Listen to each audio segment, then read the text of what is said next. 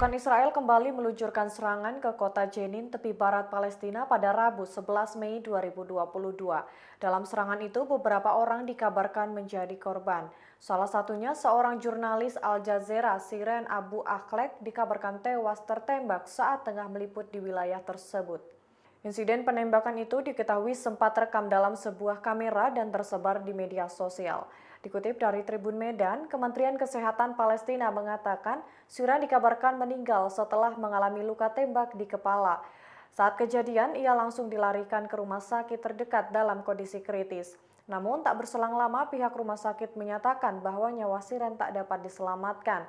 Seorang wartawan Al Jazeera, Nida Ibrahim, mengatakan kondisi kematiannya hingga kini belum diketahui pasti.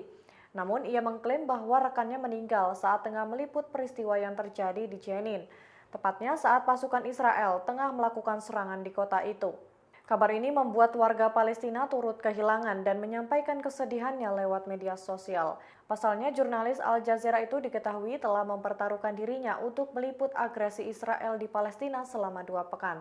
Tak hanya Abu Akleh, wartawan Palestina lainnya Ali Samoudi juga dikabarkan tertembak peluru tajam di bagian punggung. Beruntung ia dikabarkan dalam kondisi yang stabil. Seperti diketahui, serangan kepada jurnalis ini dinilai sebagai upaya untuk membungkam pemberitaan kekejaman Israel.